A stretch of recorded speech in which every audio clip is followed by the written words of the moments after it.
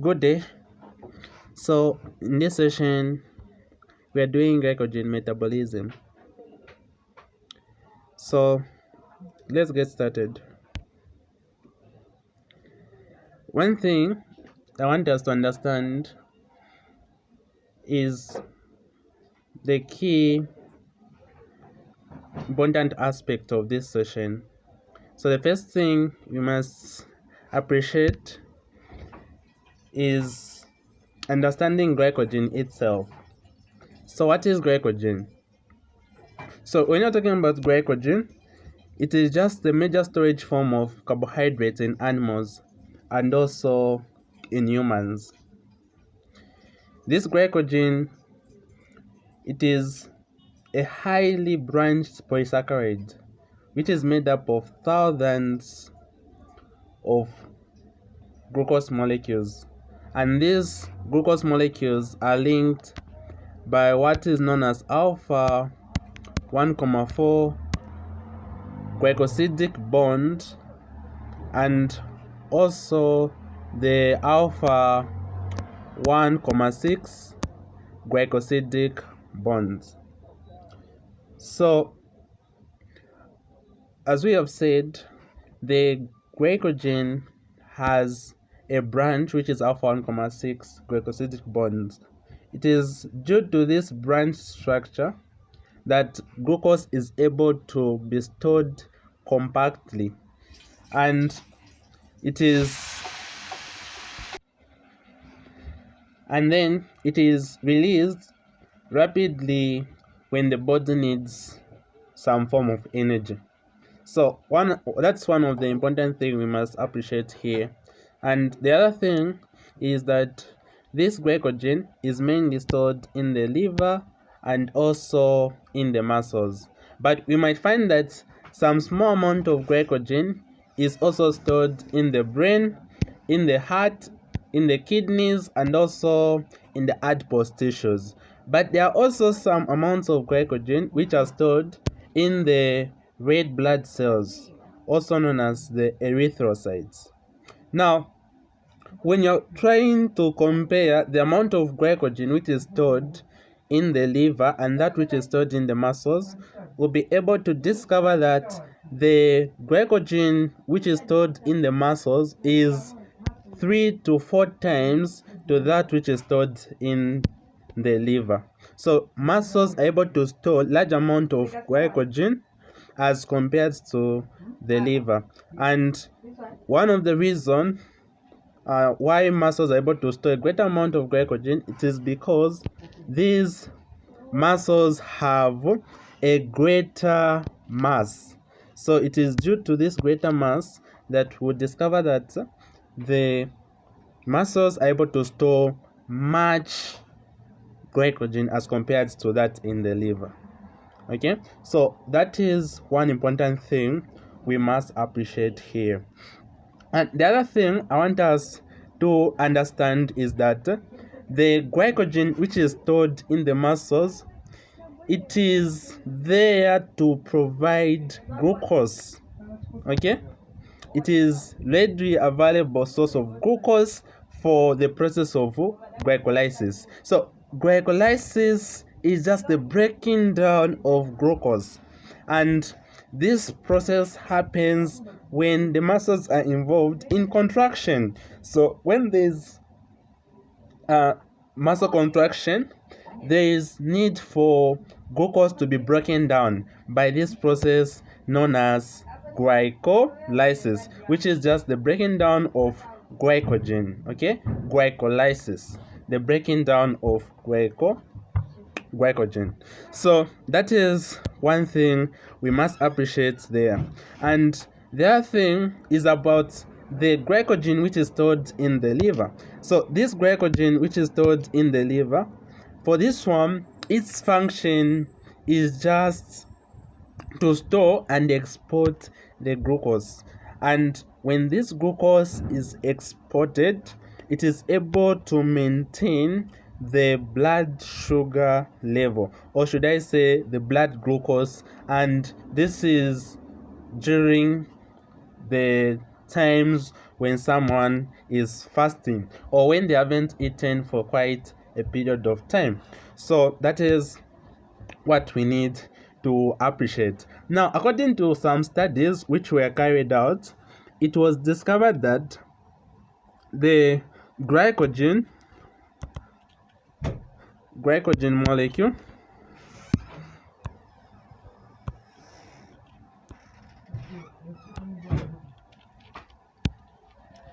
is also important in these too many aspects which I'm about to mention. Number one, this glycogen is important in memory formation.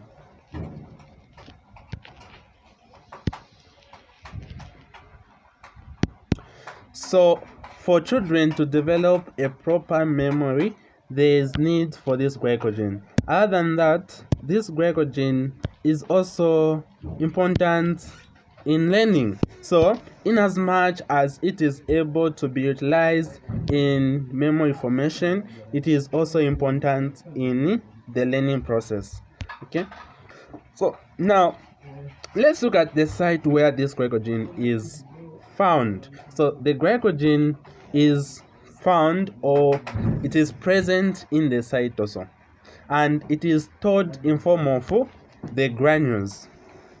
And these granules are able to contain what are known as the regulatory proteins. Apart from the regulatory proteins, these granules are able to contain what are known as enzymes, and these enzymes are the ones which are able now to catalyze the synthesis and also the degradation, which is just the breaking down of glycogen, which we say glycolysis or glycogenolysis. Okay, so that is just the breaking down of this glycogen. Then the other thing we must appreciate here is that the glycogen which is stored in the liver, it increases when a person has taken some food which contain glucose. So as someone is eating something containing glucose, there is some extra glucose which is stored, and for it to be stored, it has to be converted into glycogen. And with the help of some enzymes like insulin, which is able to now convert that glucose to glycogen, and when it's needed, then another enzyme, glucagon, is able now to convert that glycogen which was stored into glucose. And this glycogen in the livers, it is now able to be used up. Okay, it is depleted. For example, when a person is fasting, what about the glycogen which is stored in the muscles? So in the muscles, that glycogen is synthesized to replenish the muscles themselves. For example, when the muscles are depleted of energy, or they are depleted of glucose, or where there is need for energy to be produced, that glycogen will further be able to replenish the muscles. Okay, so it is synthesized in order to replenish the muscle stores during exercises. When a person is doing some strenuous exercises like running or maybe doing some heavy work, so that glycogen which is stored in the muscles is able now to replenish those muscles once they get depleted of the energy, or the glucose rather. Then when you're talking about glycogen metabolism, as we've discussed, it occurs in the cytosol of the liver and also in muscle cells. Now, why is this glycogen a good fuel reserve as compared to the fats? Because we know that these fats produce much energy as compared to the glucose. Now, why is it that this glycogen is a good fuel reserve? Or why is it that energy is better off, or glucose rather is better off reserved in form of glycogen instead of the fats. So here are the three important reasons to why energy is preferably reserved in form of glycogen instead of fats. So one of the reasons is that the fats, for them to be metabolized into fatty acid and glycerol, these fats take a lot of time. Okay, so fat acids cannot be released as rapidly as the glucose being released from glycogen, so they take a lot of time. The process of the breaking down of the fats into fatty acids and glycerol, it consumes a lot of time. So energy, or glycogen rather, is preferably reserved in the body in this form as compared to the fat acids. So the other reason also is that the fats metabolism cannot take place when there is no oxygen. So it requires oxygen, but when you're talking about the lysis of this glycogen to produce glucose, it doesn't require oxygen. So energy, or rather glycogen, is a good fuel reserve as compared to the fats. Then the other reason which we must understand is that these fats cannot be broken down to glucose. They cannot be converted to glucose, which is required by some body organs, for example, the brain. So for these reasons, glycogen is considered to be a good fuel reserve as compared to the fats. Now let's look at the process of glycogenesis. So according to the term itself, glycogenesis, we are just referring to the building up of this glycogen. So we are trying to see how this glycogen can be synthesized biologically. So the first thing which must take place for this glycogen to be synthesized is, one, the phosphorylation. There has to be the phosphorylation of this glucose. So this glucose is phosphorylated to this molecule which we call glucose 6-phosphate. And we know that an important enzyme which is able to phosphorylate glucose is hexokinase. And this hexokinase is only able to phosphorylate this glucose to glucose 6-phosphate in muscles. But when you talk of the liver, the enzyme which is able to phosphorylate the glucose is known as glucokinase. So one thing we must differentiate is that hexokinase is the phosphorylation of is for phosphorylation of glucose to glucose 6-phosphate in the muscles, but now the glucokinase, it is in the liver. Now, after this glucose is phosphorylated to glucose 6-phosphate, this glucose 6-phosphate is made into another isomer. So it is isomerized to glucose 1-phosphate. And one of the important enzymes we must take into consideration, which is able to isomerize glucose 6-phosphate into glucose 1-phosphate, is phosphoglucosamidase. So phosphoglucosamidase is a key enzyme which is able to isomerize glucose 6-phosphate into glucose 1-phosphate. And the next step after we have this glucose 1-phosphate, it is able now to react with UTP. When you're talking about UTP just simply means uridine triphosphate. So this uridine triphosphate, once it reacts with glucose 1-phosphate, it is able to form a compound which is known as uridine diphosphate glucose. So now that we have this uridine diphosphate glucose, which has been formed from the reaction of glucose 1-phosphate to uridine triphosphate, there is an enzyme which is able to catalyze this process. And we know that this uridine diphosphate glucose, it is just a direct glucose donor. So it will be able to just give away the glucose, but it has to be catalyzed by an enzyme which is known as uridine diphosphate glucose pyrophosphorylase. So uridine diphosphate glucose pyrophosphorylase is an enzyme which is able to catalyze the conversion of, or the reaction rather, of glucose 1-phosphate with the uridine triphosphate.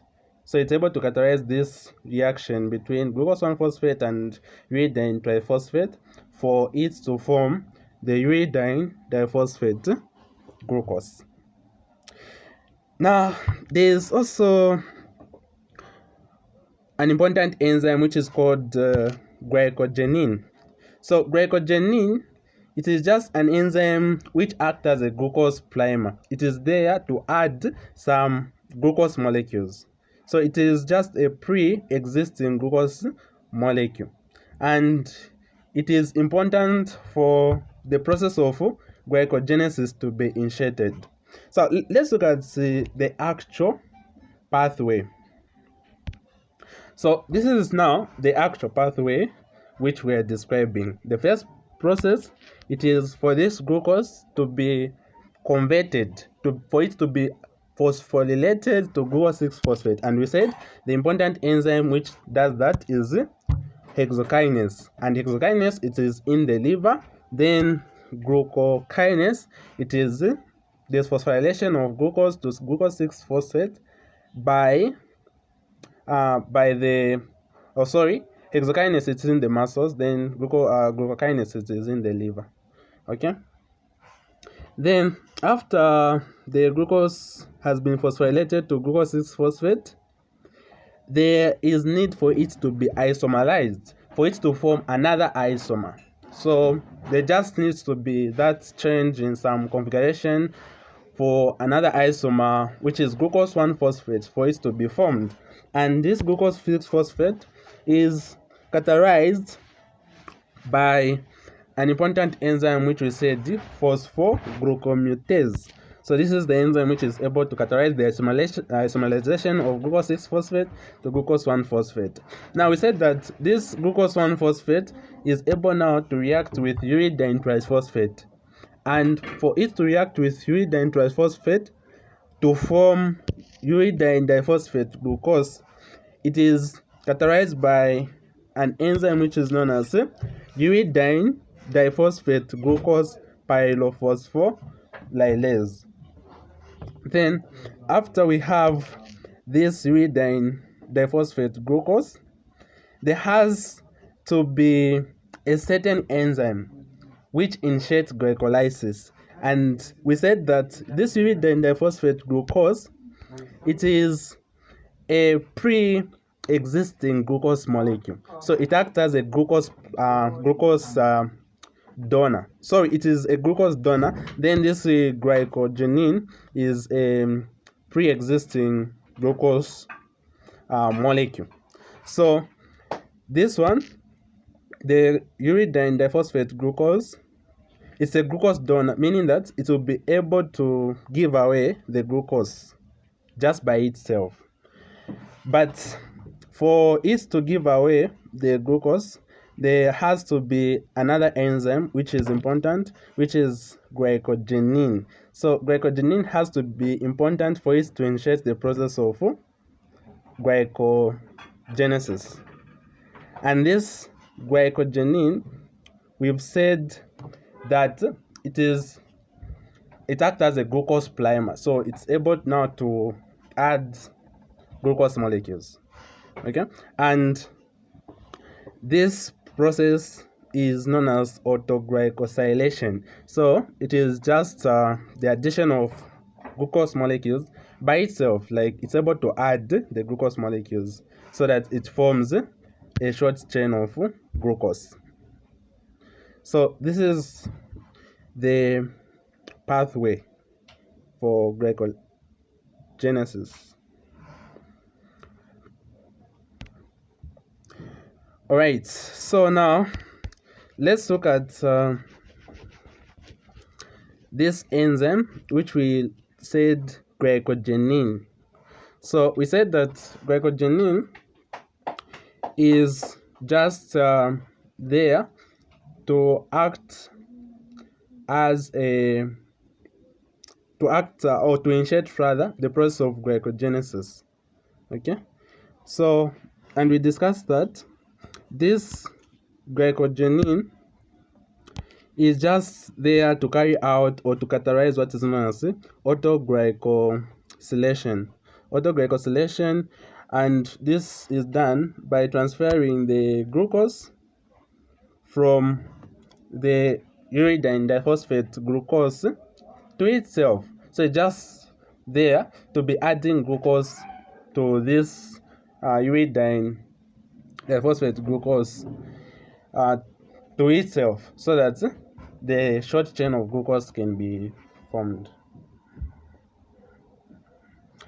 Okay, now we need to understand that once about 7 to 10 glucose residues are added, the glycogen synthase, now this enzyme is able to take over. Now what does this glycogen synthase do? So this glycogen synthase is able to form now the linear chain of glycosidic bond.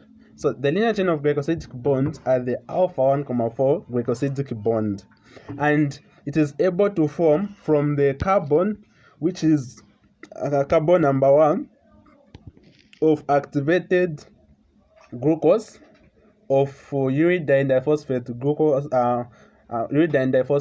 glucose, and the carbon 4 of the terminal glucose residue of glycogen. So after the bonds, the alpha 1,4 glycosidic bonds are formed, now this uridine diphosphate is able to be given away. So it is liberated after that bond has been formed. So now let's try to understand something. So one thing we must take into consideration is that glucose is always added to the non-reducing end of glycogen chain. That's where glucose is added. So it is always added to the non-reducing end of glycogen. Not to the reducing end, but to the non-reducing end.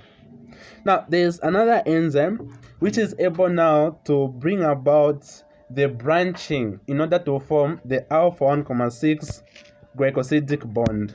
And this enzyme is the enzyme which is known as 1,4 alpha glucan branching enzyme. Alpha 1,4 glucan branching enzyme. So this is an important enzyme which now introduces the branching point so that the alpha 1,6 glycosidic bond can be formed at regular intervals.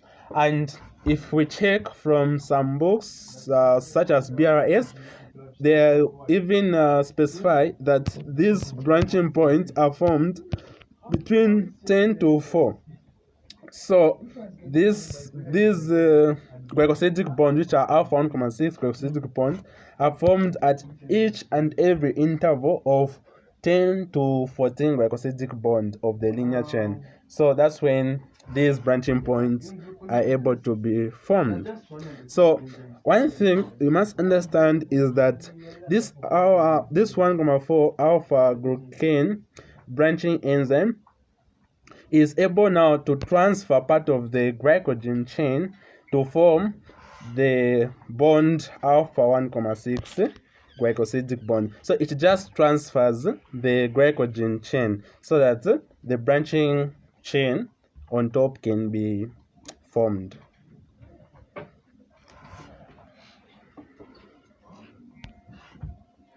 Okay, so now let's look at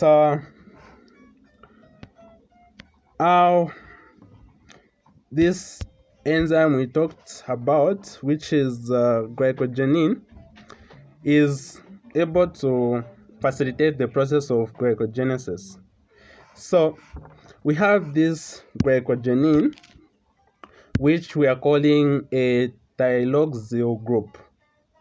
Okay, so what happens here is that when we have the uridine diphosphate glucose, we said that uridine diphosphate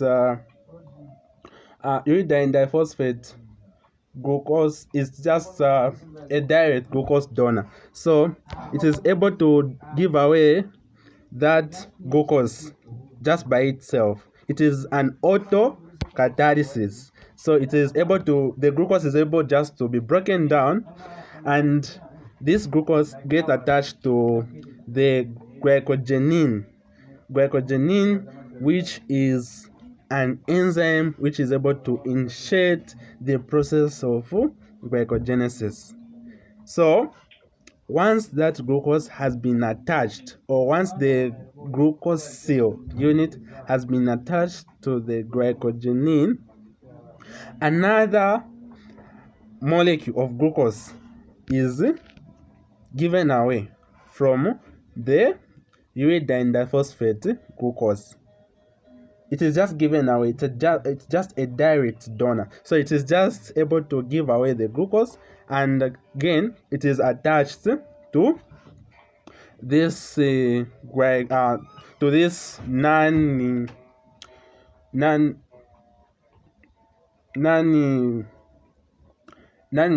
end of the glycogen chain. So another glucose being added, and the process by which this uridine diphosphate glucose give away the glucose, it is just by autocatalysis. So just by itself, it's a direct donor until about 7 to 10 glucose residues are formed. Now that's when we have this enzyme glucose synthase coming in. And from what we discussed, we said that this now glucose synthase is able to form the glycosidic bonds.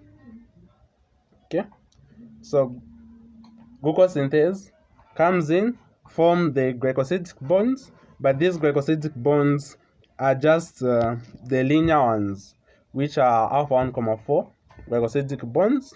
Then another enzyme, which is alpha 1,4 alpha glucan branching enzyme, comes in now to form the 1,6 glycosidic bond, the branching points. So the branching points are formed from 1,4 alpha glucan branching enzymes. So it is the one which is able to catalyze the formation of the branching point, so that the alpha 1,6 glycosidic bond can be formed. But the glycogen synthase is just there to form the linear bond, which are alpha 1,4 glycosidic bonds, these bonds. Okay, then we are able to form the glycogen molecule.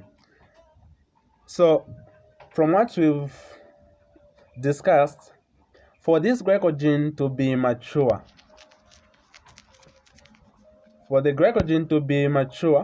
there is needs for about 60,000 glycosyl units. So about 60,000 glycosyl units are needed for this glycogen to be called a mature glycogen. Then this process goes on and on.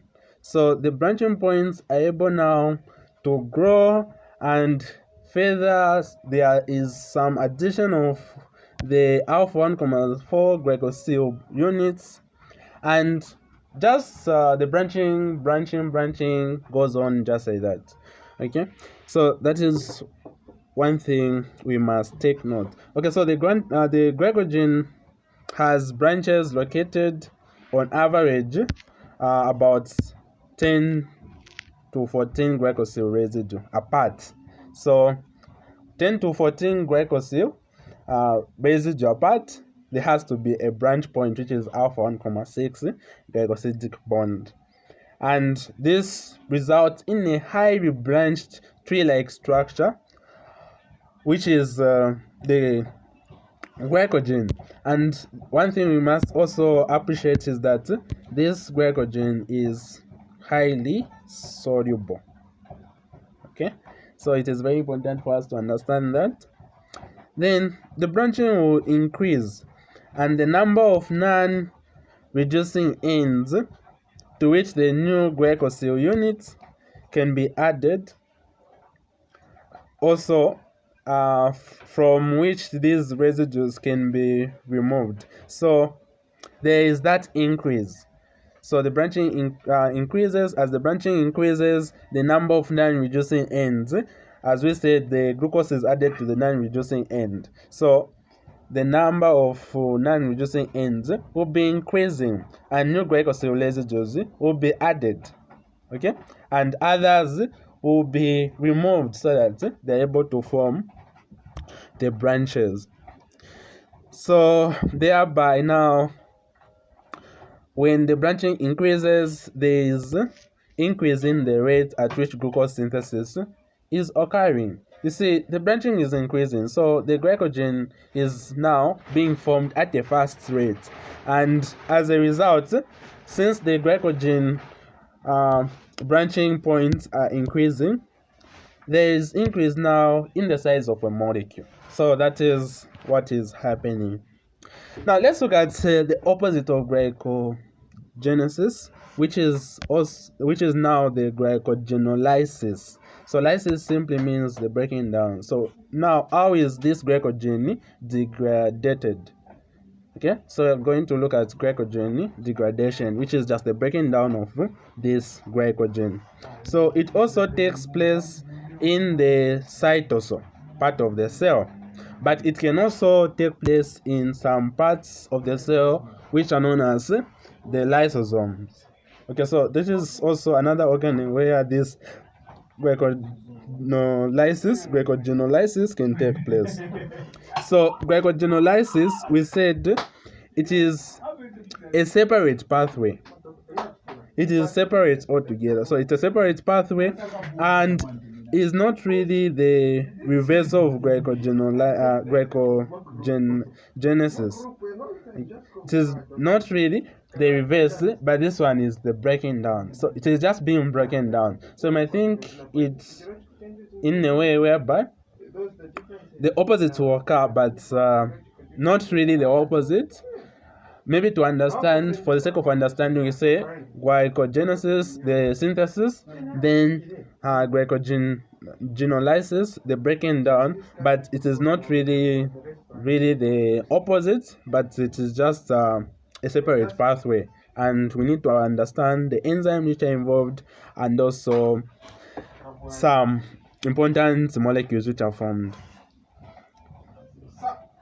due to that breaking down. So one of the key enzymes is the glycogen phosphorylase. So glycogen phosphorylase is able to characterize what is known as the rate limiting step in the process of glycogenolysis. And in so doing, it is able to promote what is called the phosphorylated cleavage. So phosphorylated cleavage. So that is just the process of breaking down. So it is able to characterize this process of breaking down the glycogenolysis. Okay, so for phosphorylated cleavage, it is just the breaking down of the alpha 1,4 glycosidic bond, so that we are able to yield the compound glucose 1-phosphate. Now, the terminal residues of those non-reducing ends of the glucose molecule will start to be removed, and they will be removed sequentially until approximately 1 to 4 glycose residues remain.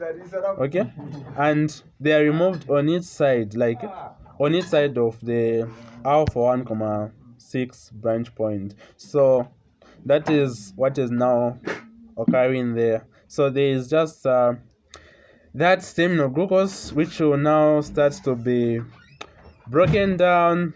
The alpha 1,6 branch points will start to be broken down, and they'll be broken down on each side, so that we are able now to reduce this molecule. Then another enzyme we'll take note is this glucagon transferase. So the glucagon transferase, as the name itself suggests, is able to transfer the trisaccharide unit from one branch to another. So it is able to expose now. So when this enzyme glucagon transferase transfers some trisaccharide unit from one branch to another, there is exposure of that alpha 1,6 branch point. So alpha 1,6 branch points will be exposed, and once those alpha 1,6 linkages are now exposed, the the other thing which is going to happen is now the hydrolysis. So now there is now the breaking down of that alpha 1,6 linkages by what are known as the debranching enzymes. So one important enzyme, which is a debranching enzyme, which we'll look at, is amylo alpha 1,6 glucosidase.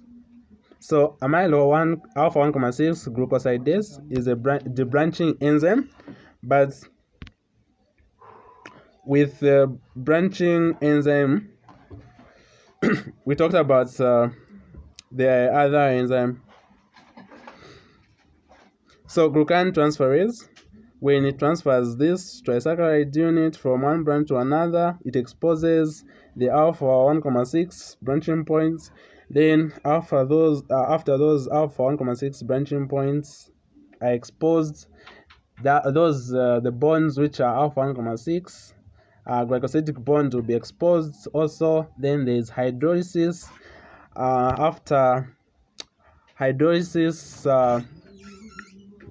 takes place, for this hydrolysis to take place, there needs to be an enzyme which is a debranching enzyme, and the debranching enzyme is amylo alpha 1,6 glucosidase. So amylo alpha 1,6 glucosidase, it is the debranching enzyme. So under glycogen degradation, we just need to take note of 3 enzymes which are important. The first enzyme, it is the glycogen phosphorylase, which is able to catalyze the rate limiting step, and this one is just able to carry out, which is the process known as the phospholytic cleavage, the breaking down of the alpha 1,4 glycosidic bond, so that we are able to have the glucose 1 phosphate. Then after that is done, the terminal glucose now from both ends will start to be removed sequentially. Then after those terminal glucose residues have been removed from both sides, or from either side rather, of the non-reducing ends, until there is just 4 glycosyl residue remaining. That's when now this glucagon transferase comes in. The glucagon transferase is now there to transfer the trisaccharide unit. After it transfers those trisaccharide units, it is able to expose the alpha 1,6 branch point. So when those bonds, which are the alpha 1,6 glycosidic bond, are exposed, there is hydrolysis. For hydrolysis to take place, there is need for a debranching enzyme, which is the amylo alpha 1,6 glycosidase. Yes, glucosidase rather. Amylo alpha 1,6 glucosidase, which then releases one glucose molecule and further phosphorylase action can now proceed. Now, one thing we need also to take note is that the combined action of these three enzymes, which are the phosphorylase, or should we call it glycogen phosphorylase to be specific, and also glucan transferase and the debranching enzyme, which is amylo alpha 1,6 glucosidase, it leads to the breaking down of this glycogen, so that we're able now to release glucose. Okay, so now let's look at this diagram here. So it is just a diagram which is able to explain or to depict how this glycogen degradation take place. So initially we had that glycogen molecule with the alpha 1,6 linkages and also alpha 1,4 linkages, the glycosidic bonds. Then there was this important enzyme, which is the glycogen phosphorylase, which now converted this glycogen into glucose 1-phosphate. Okay, so it has to carry out what is known as phospholytic cleavage of the linear bonds, which are alpha 1,6 linkages, so forming that glucose 1-phosphate. Then after glucose 1-phosphate was formed, there was another enzyme which was glucan transferase. So glucan transferase, we said that it is just there to transfer the trisaccharide unit from one branch to another, and in doing so it exposes the alpha 1,6 branch point. And remember, we said that this process, or this enzyme rather, comes in when we are just remaining with a few chain of glucose residues, about approximately 4 glucose residues. That's when this enzyme now is able to transfer the trisaccharide units from one branch to another, then exposing the alpha 1,6 glycosidic bond.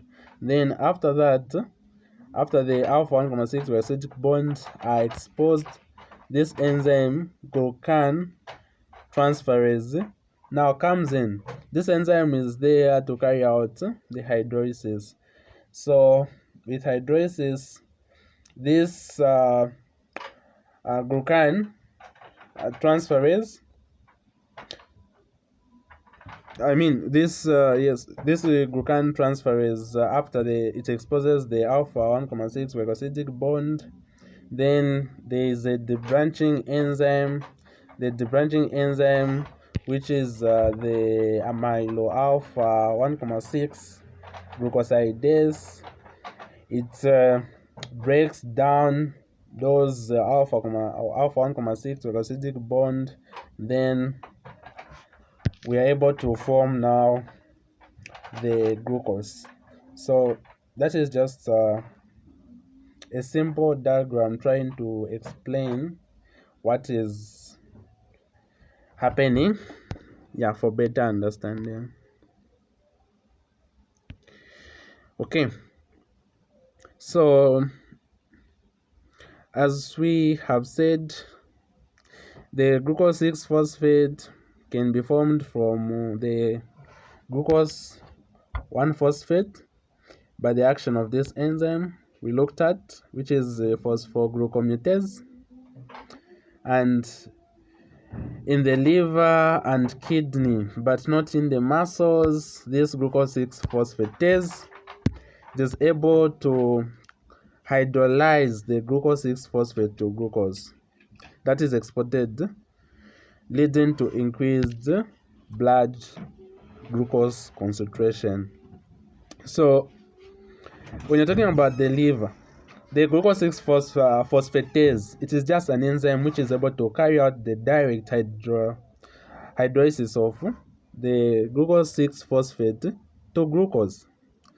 And this process only takes place in the liver and in the kidney. But when you're talking about the muscles and the brain, this process does not take place. Then the other thing we must take note is that the glucose, which is phosphorylated, can be able to diffuse out of the cells. And the other thing is the hydrolytic enzyme, or an enzyme which is able to carry out the hydrolysis, which is the glucose 6 phosphatase. It enables glucose to leave the cell. So this same enzyme, which is able just to break down the glucose 6 phosphate direct to glucose, it can enable the glucose to leave the cells. Then this glucose 6 phosphate is retained. It is just kept in muscles or in the brain, which needs large amount of fuel. And that fuel is essential because they need ATP, for ATP formation. Then when you're talking about lysosomal degradation of glycogen rather, so for lysosomal degradation of glycogen, just a small amount, so about just 1 to 3% of the glycogen is continuously broken down in the lysosomal enzymes. And the enzyme which we must take note there is just the alpha 1,4 glycosidase. So it's able to carry out the degradation of this glycogen that is in the lysosome. Okay, so upon appreciating that, now let's look at regulation. How is this process of glycogenesis and also glycogenolysis regulated? Like, how is it controlled? So for controlling of this process, we need to understand some compounds which are involved. And one of the important molecule which is important for this regulation process, it is the cyclic AMP, which is also known as the CAMP. So this cyclic AMP, it integrates the regulation of glycogenolysis and also glycogenesis. So it's able to link these two processes. So it combines the process of the glycogen formation and also the glycogen degradation. So when you're talking about the important enzyme which carry out the controlling of the glycogen metabolism, it is the glycogen phosphorylase. And we talked about this glycogen phosphorylase, that it is able to carry out the degradation. So metabolism, we're trying to regulate now this process, and one of the key enzymes which is glycogen phosphorylase, and the other one it is glycogen synthase. So for breaking down of glycogen, the important enzyme is glycogen phosphorylase, which is able to break it down glycogen into glucose, but the other one which is able to do the phosphorylation, which is just the opposite, it is the glycogen synthase. So glycogen synthase carry out the glycogen synthesis, so it's able to build up, it promotes building up, but this glycogen phosphorylase promotes the degradation. So these two enzymes, one is able to phosphorylate, the other one phosphorylates. Okay, so we need to take down that. So this camp, which is formed from ATP by an enzyme which is known as adenyl cyclase. So adenyl cyclase is just an enzyme which is able to form camp from ATP at the inner surface of the cell membrane. It acts as the intracellular second messenger. So this enzyme adenyl cyclase at the inner surface of the cell membrane acts as an intracellular second messenger in response to certain hormones, and these hormones are epinephrine and glucagon. So we need to take note of that the ATP is able to produce this camp, which is the cyclic AMP, by an important enzyme known as adenyl cyclase, and this happens at the inner surface of the cell membrane and also in the intracellular in the intercellular region, and this is done in response to these two hormones, which are the epinephrine and also the glucagon. So when there's increase in cyclic AMP, it can lead to the phosphorylation of the proteins, and this can result in inhibition or the activation. So the other thing we need to take note is that this glycogen synthase exists in either a phosphorylated form or a dephosphorylated form. So when you're talking about the dephosphorylated form, the dephosphorylated form is the active form of this glycogen synthase A. So in its phosphorylated form, it is active, while in its phosphorylated form, it is not active. So it is inactive in phosphorylated form, which is the glycogen synthase B. So that is very important for us to take note. So in the active form, it is phosphorylated, which is glycogen synthase A, and in its inactive form, it is phosphorylated. In the active form, it is phosphorylated, so it is just the opposite to glycogen synthase B by different protein kinase. So the protein kinases rather are the ones which are able to carry out the phosphorylation. It's just like the exokinase. So the other thing we need to know is that the phosphorylation of this glycogen phosphorylase, it's get activated. but when you're dealing with the dysphosphorylation, it inhibits it. So phosphorylation inhibits the process, whereas phosphorylation is able to activate the process. So, and we need also to take note that the insulin is able to promote the process of glycogen formation by activating this enzyme known as the glycogen synthase. And this is done in action of a protein phosphate 1.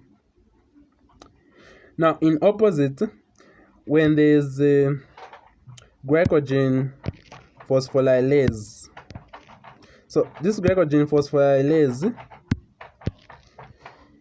is allosterically inhibited by the enzyme which we discussed earlier, which is known as the glucose 6 phosphate, as well as the ATP. So, if they ask about the two important things which are able to inhibit the glycogen phosphorylase are one, the glucose 6 phosphate, and also the other thing it's just the ATP.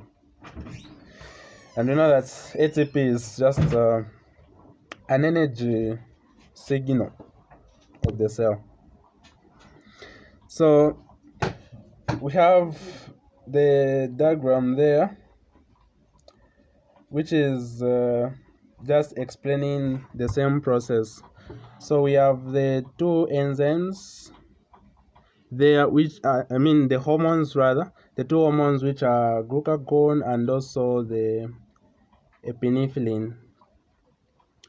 So the glucagon, it is in the liver, then the epinephrine, it is both in muscles and in the liver. So now let's describe how this is able to be carried out. How these two important enzymes, which are the glucagon and also the epinephrine, are able to carry out the process of or to regulate, are able to be regulated so that the process can be controlled. So one thing we must take note is we are trying to just control or regulate this process. So we have these two hormones, the glucagon and the epinephrine. So from the onset, we said that for hormonal signaling pathway, we have the cyclic AMP. Okay, so we have this cyclic AMP, which is just made from ATP by the adenyl cyclase. So we have the glucagon in the liver, which will bind to the glucagon receptors. So this glucagon binds to the glucagon receptors, whereas the epinephrine, or maybe sometimes we can have the adrenaline, which bind also to the beta adrenergic receptors, and this is now in the muscles or the liver. So once these are bound to this glucagon binds to the glucagon receptors, and the epinephrine or maybe the adrenaline binds to the beta adrenergic receptors, they activate the enzyme which we talked about, the adenyl cyclase. So this enzyme gets activated. So once this enzyme gets activated, for example, if maybe we had so this is the enzyme we had here. So when this glucagon comes, attaches to the glucagon receptors. So these are the glucagon receptors, and also the penicillin attaches to the adrenergic receptors. This enzyme, which is the adenyl cyclase, it gets activated. So once this both activates the adenyl cyclase, there will be an increase in the cyclic AMP, which is the CAMP. So there is that increase in the cyclic AMP. So when that increase is brought about, this now CAMP is able to activate an enzyme which is known as the protein kinase A. So this protein kinase A, once it gets activated, it then carries out the process of phosphorylation. So it is able to do two things. One, it is able to phosphorylate and also activate the other enzyme, which is known as the glycogen phosphorylase kinase. So this is an important enzyme, the protein kinase A. It's, for example, if we had, let's say, R. So if we had,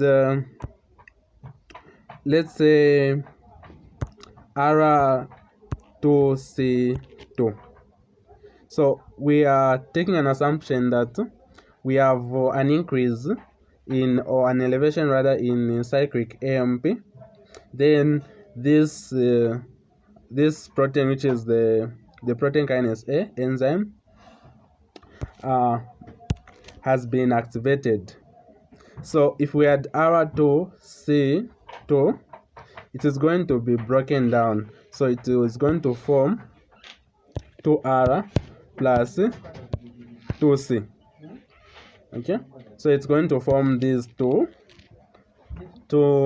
molecules. So this protein kinase A, it is able to, one, phosphorylate and also activate an important enzyme, which is known as glycogen phosphorylase kinase. Then this glycogen phosphorylase kinase, that enzyme now is able to activate the glycogen phosphorylase A.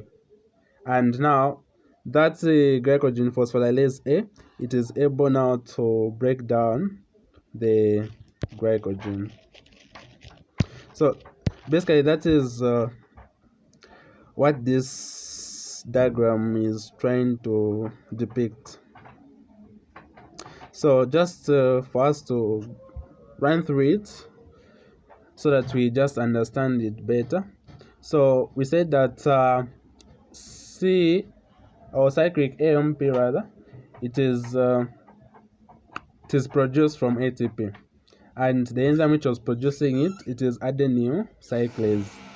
Then when we have these two hormones, the glucagon, which bind to the glucagon receptors.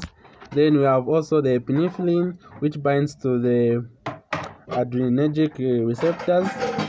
Once those get bound to these receptors, they both activate what is known as the adenyl cyclase, which activates the CAMP, which is the cyclic AMP, and the cyclic AMP increases.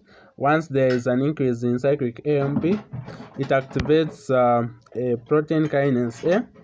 Then this protein kinase A do two things. One, it phosphorylates and activates what is known as the glycogen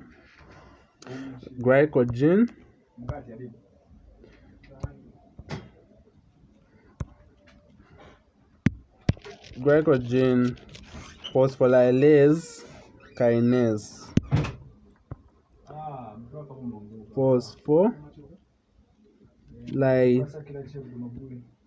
Phosphorylase.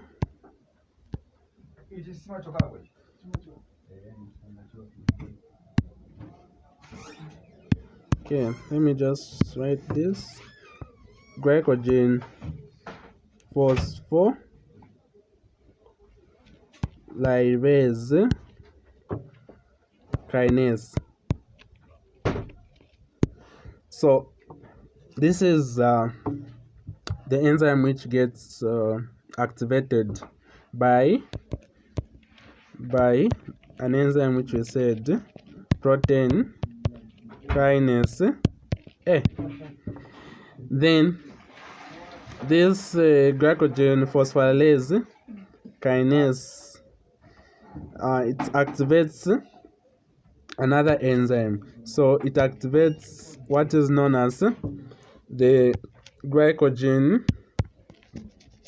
So let me just write it here. So the glycogen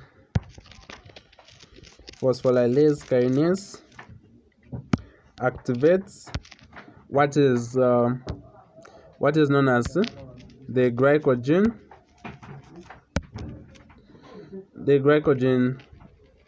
phosphorylase.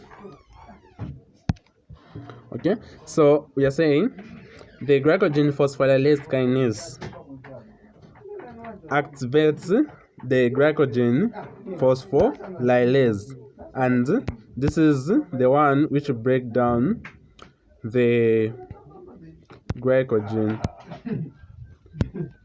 So this is the one which breaks down the glycogen, and we have these hormones such as insulin. So when you're talking about these important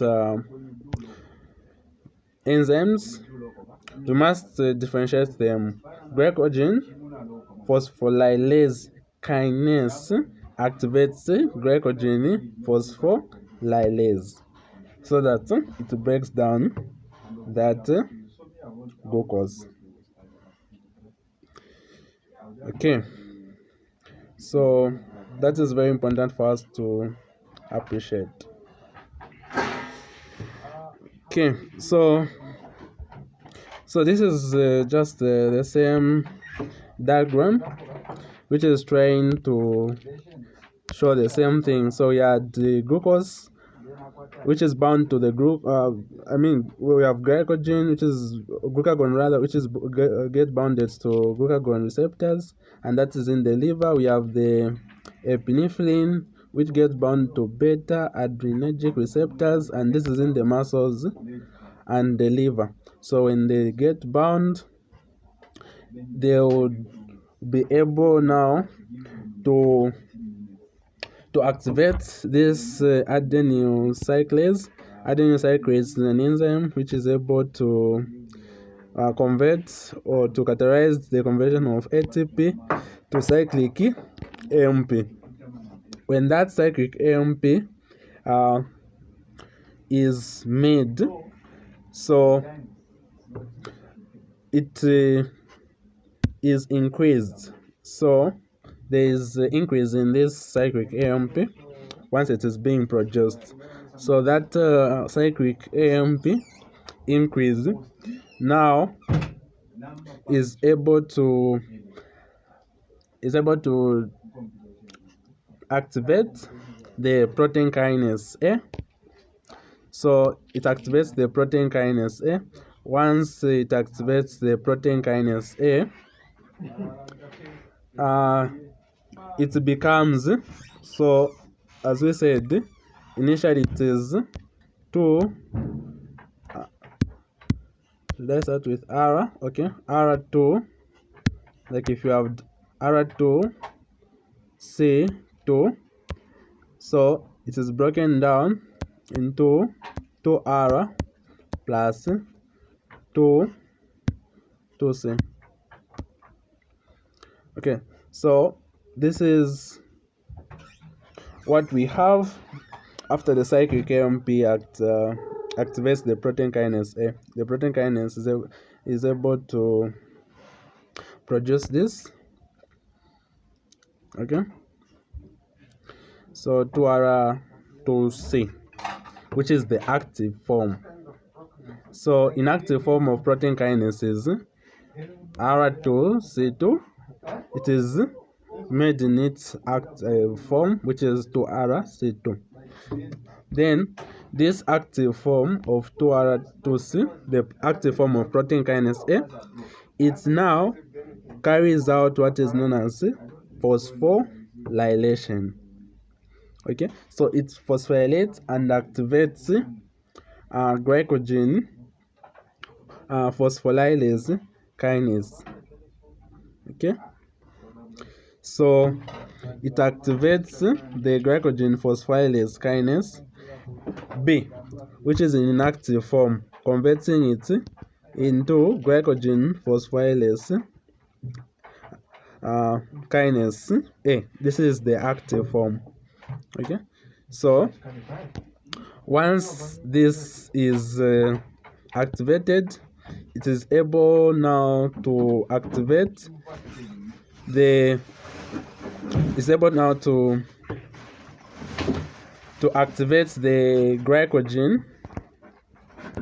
glycogen phosphorylase B into glycogen phosphorylase A, which is the active form of glycogen phosphorylase B. Then there is now the breaking down of this glycogen so that glucose can be released. Then the important thing we must take note here is the law of calcium in muscles. So one thing we must know is that when there's muscle contraction, so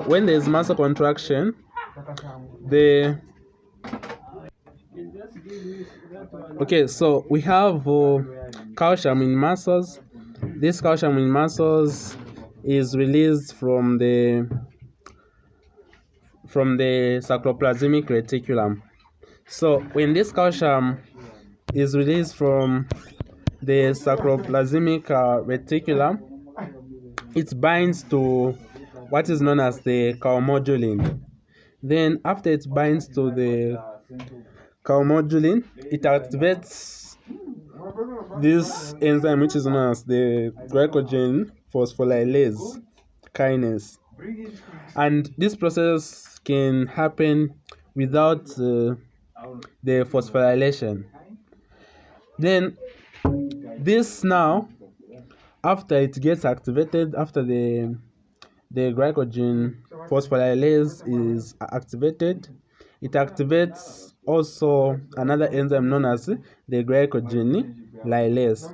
So the glycogenolylase is now able to break down, or is able to, should I say, it quickens the process. Okay, it quickens the process of glycogen breakdown so that energy can be released fast. And this happens in muscles when there's maybe instant need of energy, and this is during strenuous exercises. Now let's look at what about the role of AMP in muscles. So the role of AMP in muscles is this AMP level. For example, when there's extreme condition like anoxia, or maybe when there's low ATP. So when there's low ATP, or a person is experiencing anoxia, AMP levels go high, like they increase. Then that AMP is able to activate the glycogen phosphorylase B without needing for phosphorylation. And this process, usually it is when there is maybe an emergency breakdown to make ATP. So that's when this process can occur.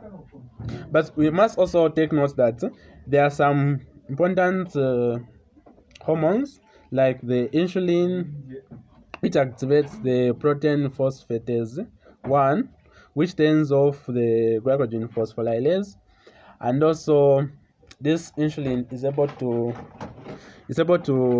like tell the body that it needs to store glycogen and not break it down. The other one, it is the glycogen phosphorylase, which has two forms: the B1, which is in active form, and also the A1, which is the active form. Yeah. So that is what we need to understand there. So in the liver, glycogen leads to the formation of CAMP, which is the cyclic AMP, and it activates the phosphorylase.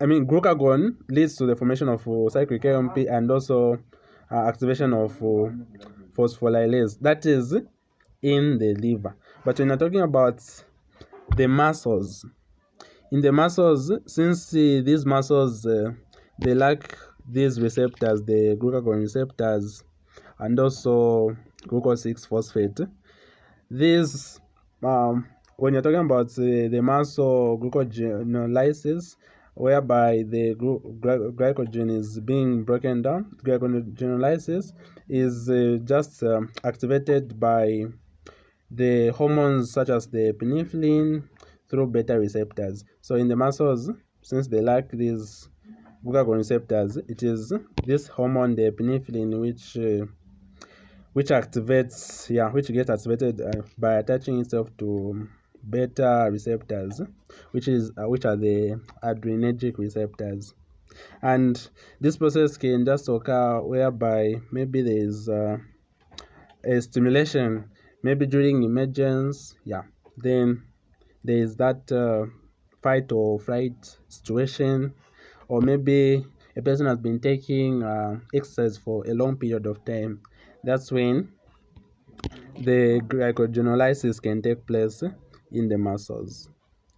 Then when you're talking about the hormone independent mechanism, for hormone independent mechanism, the stimulatory effect of calcium ion and AMP, which is the adenosine monophosphate, ensures that the muscles can respond to its energy needs. That is for hormone independence. There is no need for hormones. So just when there is calcium and also AMP, there is that response. The muscle can respond now to energy needs, even in the absence of these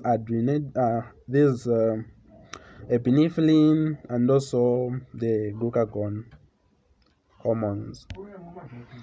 Okay, so now let's look at glycogen storage diseases. So for glycogen storage diseases, we'll look at when maybe there is low glycogen, or maybe there is no proper metabolism of this glycogen. Like how are these diseases coming about?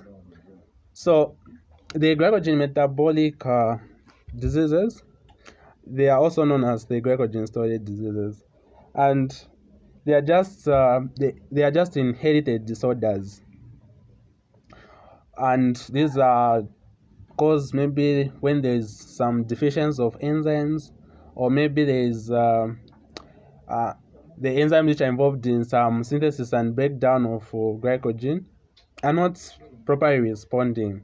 As a result, glycogen maybe is produced abnormally, or maybe there is that accumulation of glycogen due to excessive due to excessive what accumulation, like there's excessively accumulation of glycogen, maybe in tissues, in the liver, or maybe in muscles, skeletal muscles.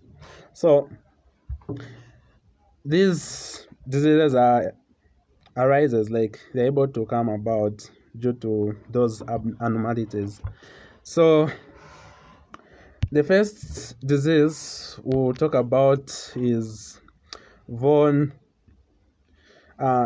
Jack disease, which is a type 1. So what we just need to know about this disease is that the enzyme which is maybe in deficiency, or maybe it is overproduced, is the glucose 6 phosphate. Yeah, so this is the key enzyme in this disorder, and it mostly affects parts like the liver and also the kidney. So these two are the affected features. Then when you're talking about this von Jack disease, there are features like maybe there's severe fasting hypoglycemia. So when there's maybe severe fasting hypoglycemia, or maybe there is enlargement of the liver, a condition known as hepatomegaly, or maybe when there is lactic acidosis, or maybe hyperuricemia. Yeah, so those are the features of this condition, and the cause is because this liver, which we are talking about, is not able to convert the glucose 6 phosphate into glucose so that it can be used by the body. So this condition arises. But the key important thing is just to take note of the enzyme which is causing the effect. Then the other thing we must take note here is this condition also, the pump disease. Yeah, pump disease. So with pump disease, the enzyme which cause about this defect is the lysosomal glucosidase. As we discussed earlier, that this degradation of glycogen can also take place in the lysosome.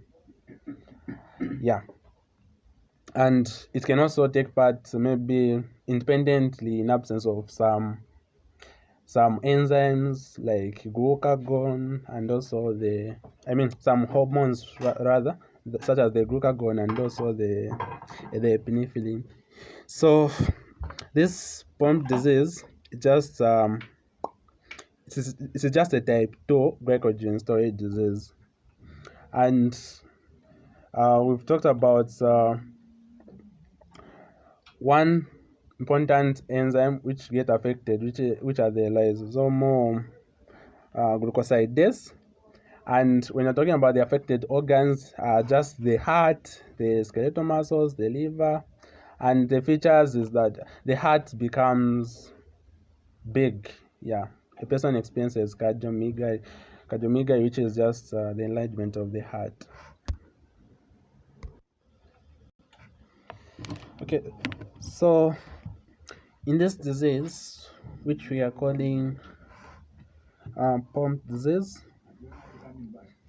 the features is just when a person is experiencing what is known as cardiomegaly, or enlargement of the heart. Yeah, then a person can experience muscle weakness, and also hypotonia, which is just a floppy baby, maybe respiratory failure. Yeah, so this one is also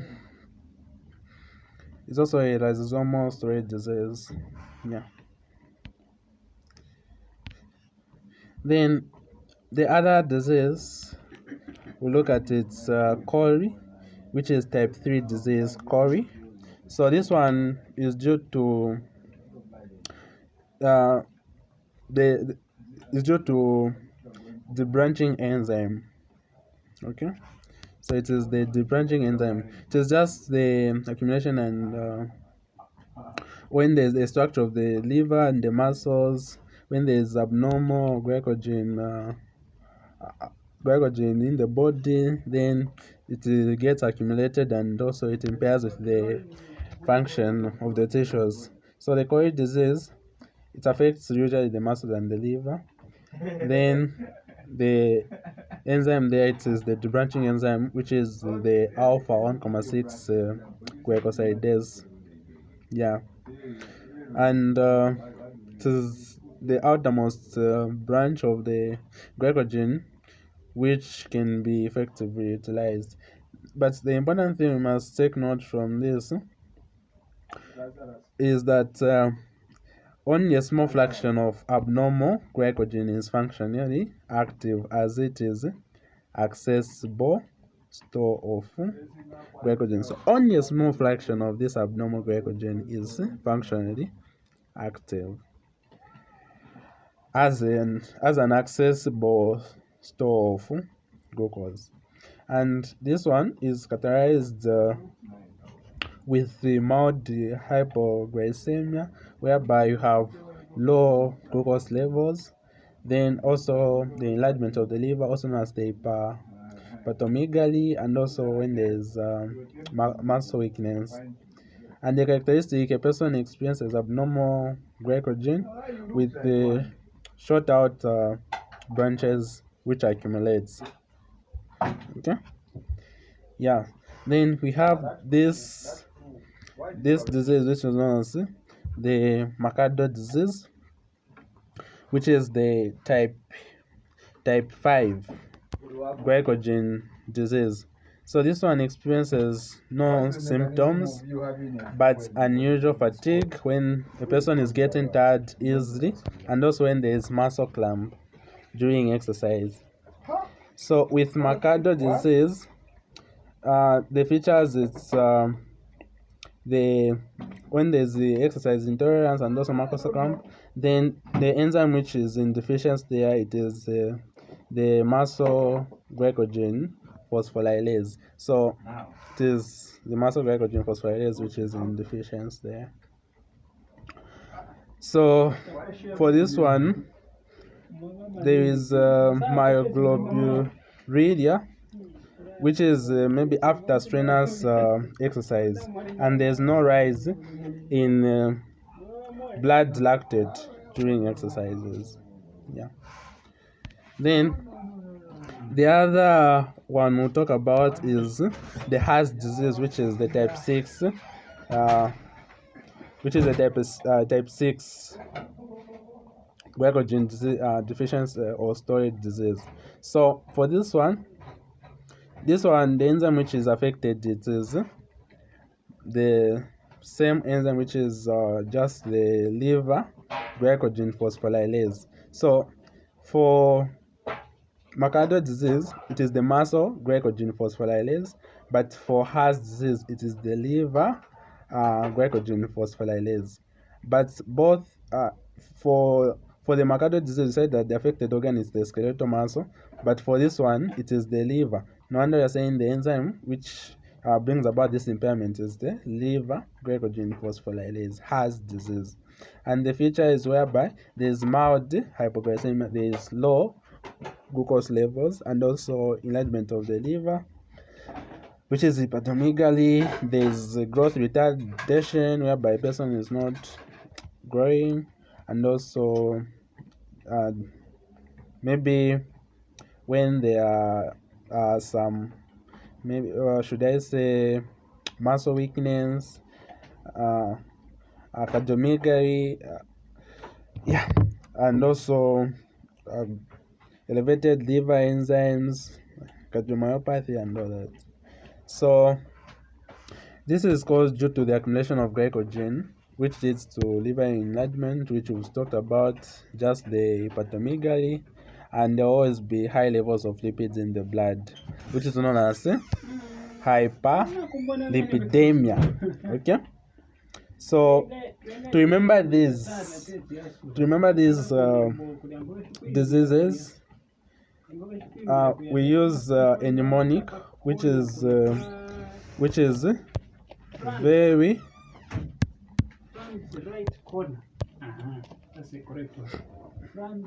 very poor carbohydrates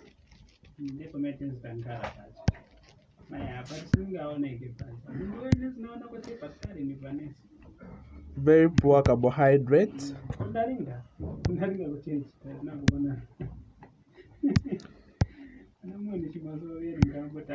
very poor carbohydrates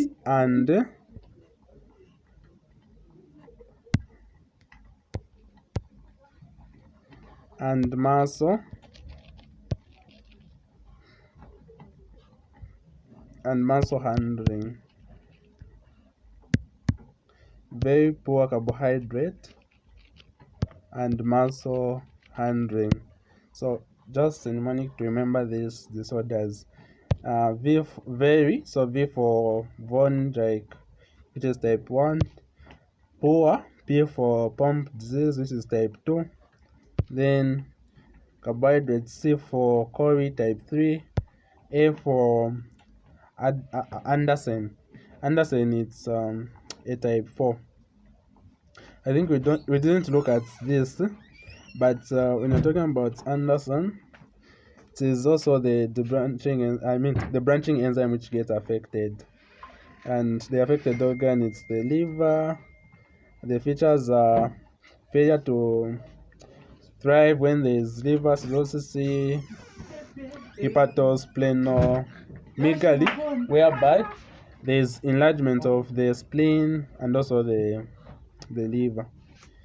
Then the characteristic is where there is maybe abnormal glycogen, which resembles the amylopectin. So that is what we need to take note. Yeah. So this leads to the end of glycogen metabolism. Thank you.